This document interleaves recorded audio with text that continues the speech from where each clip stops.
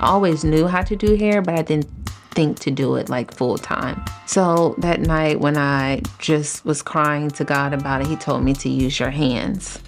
And even though, people doubted me and they thought it was crazy, I knew that was my purpose in life, so I had to go for it.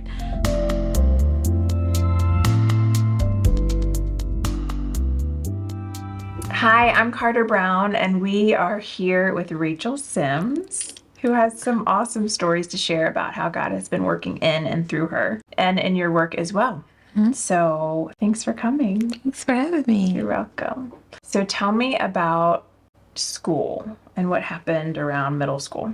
I was in a city school. It wasn't the best area. So they started homeschooling us for a little bit. Then after a while, times got hard. So I ended up finishing just the 6th grade and did not finish school at all till I was 19 years old. And then I went to go get a GED. Being in the 6th grade, I made captain of the cheerleading team. So for all of that to be, I feel like, taken away from me, it was kind of hurtful, but I still just kept pressing through. Not feeling like you're like the other kids and just not experiencing that life as a child. Right. So that was pretty hard. So then after that happened, how did your life change? Well, I was still always in church. So despite our circumstances with not going to school, we were still taught to put our faith in God and pray about things. So eventually I end up putting in an application for Walgreens to start a job. So I was just shocked that I got it because I'm thinking like, oh my God, I didn't go to school. They're not going to give me a job. Right. So you started work around 19? Okay. And then tell me what happened from there. Like, how did you get your jobs and what jobs did you have after that? So I started really learning the business and taking on that management role, not knowing at the time that really it was just all a part of God's plan for me to learn management positions. So I'm working and then I kind of got tired of it. So I ended up quitting there and I got a job with another company as a customer service rep. But that job ended up only being temporary and I got laid off. So that's when my purpose really started to kick in because now I didn't have a job at all. So I had to move in with my other 2 sisters. So it's like I'm moving in with them, but I can't help pay any of the bills because I don't have a job. My car had got repossessed and I just closed all my accounts because I didn't have any money flowing in because my accounts kept going into negative. So it's like that's just even more bills to add on. I didn't have a cell phone anymore because I couldn't pay that bill.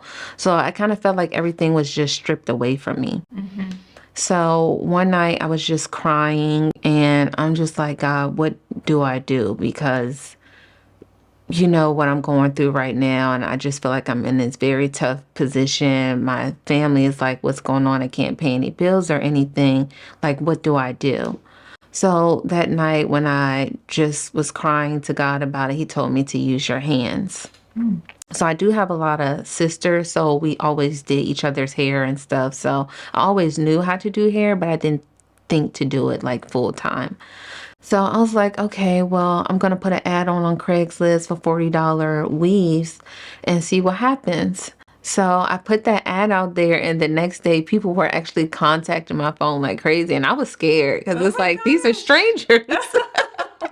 Like these are strangers contacting me. Like, what do I do? But God is like, I told you what to do and it's here right in front of you. So, use what I gave you. So I started doing hair from there.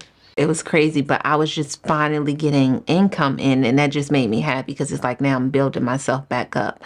In the midst of building myself back up, I end up getting a store management position. Now I'm back in corporate.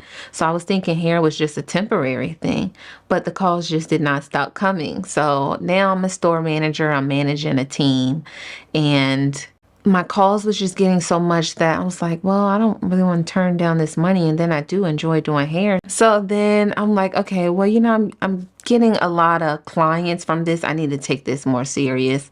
So I went about to see about cosmetology school and to enroll in it. However, I couldn't manage a store and go to school. So I decided to quit the store manager position and go full-time into cosmetology school. My family thought I was crazy because they're like, you have a job now. Like, this is steady income. Why would you quit a store manager position to go to cosmetology school? And even though, people doubted me and they thought it was crazy, I knew that was my purpose in life. So I had to go for it.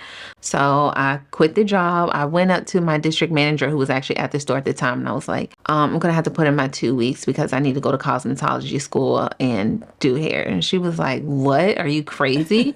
She was like, you're going to quit your job to go to cosmetology school? You're a store manager. I was like, yeah, I'm going to quit. It was definitely a lot of faith because going back to beauty school, I couldn't do hair as much either because beauty school is pretty much like a 9 to 5. So most of my income came from tips from clients that was there, and the tips were only like $5. But no. I used to be so happy with the $5. Like, oh my God, I have money to eat. Thank you so much. Right. So, and it was a few other girls in beauty school who was kind of going through the same thing. So that was pretty much like my support system there because we all would be like, oh my God, I got $5 tip. Let's go eat. We're eating out today. But, it's the little things and being thankful for that. I feel like that has also helped me along the way. I got up under a lady that had really helped groom me to be a better stylist and learn the customer service of the business and just how to be more business savvy versus just doing it in my home. Yeah. So I finally graduated beauty school and I started working at her salon full time. And then I would just grow more and more. So it's crazy. One day, one of my clients, she just kept moving around in the chair. And I had already got the feeling that it was time for me to grow and move on and leave out the salon and kind of go on my own thing. And so my client was like, she was like, I hope this isn't weird to tell you, but she said, I had to do it because God would not let me not say anything. She said, God said it's time for you to move. And I feel like I'm going to cry now. Oh my gosh. Because you just don't expect like people just out the blue to tell you that. Yeah. But she said, God said it's time for you to move on and get your own. And people are going to be upset at you, but you have to do what he says. Right. And I had got goosebumps when she told me that. And I was like, I've been feeling that too. And it's just so hard because once you get to like one spot and you feel like you're doing good, it seemed like God is like, all right, time to go. Like, let's keep on moving. It's just like, I just got here. But, yeah, I ended up leaving there and I found another salon to where it was just booth rent. And it was just so scary because it's like, oh my God, I have to pay them a certain amount a week. I feel like I don't make that much money. I'm just so comfortable on commission. But the whole time you just have to really listen to what God is telling you. Yes. So I had to start working there. In my first week, I think I was short and I didn't even have enough money for booth rent. And I'm like, God, well, you told me to do this. So I'm going to trust in you so I can pay my booth rent. And as soon as I prayed about it, I walked back into the salon and my phone started ringing to get more clients. So I was able to pay my booth rent and have even more money left over. Oh my God. Yeah. No. Do you want a tissue? Yeah. Because I think a lot of it comes from, just being grateful. We may think our situation is bad, but once you pray about it and not dwell on it and just realize how God is taking care of you, you just really notice it. Yeah. So you needed a car and God got you a car. Yep. Needed a place to stay and God got you that. Where else has God shown himself through your work and the things that you've needed? There's just so much. Even a salon. So the salon I was currently working in, he wanted to turn it into a school, and he told us we pretty much had, I think, was close to 2 weeks to be out of the salon. And I was like, what? Where am I going to go? So I had to pray about that, and I had made a post on social media like, hey, does anybody have a salon suite that I can rent? Because we all had to be out of our salon and I needed a place for my clients because my books were booked out for weeks. Right. And so I checked out a few places, but it just wasn't a good fit for me. And then I finally came across the place that I'm at now.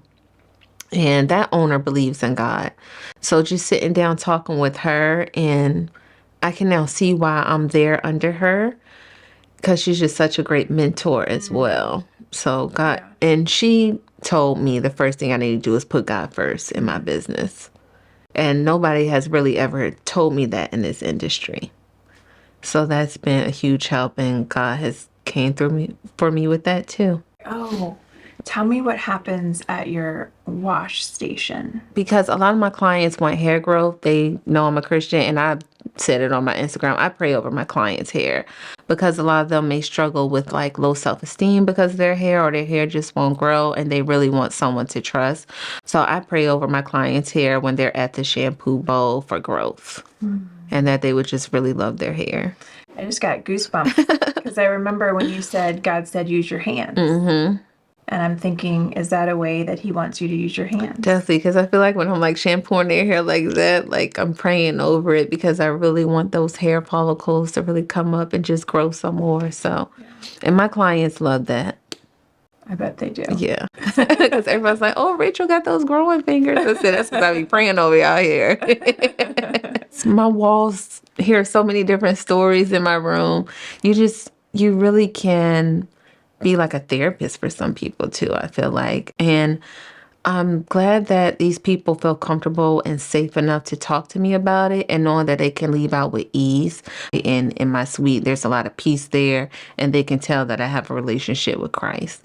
So that's just a huge plus for me. And then in my suite, I have like scriptures up and just paintings that let people know that I believe in God, to really give them that atmosphere.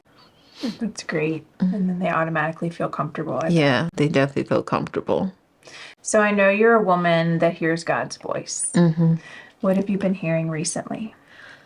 Recently, it's time for me to have my own salon, and just everything that I've been praying for years. So he would tell me to write it down, and I would write it down, and now it's just going out and putting in the action and the work for it.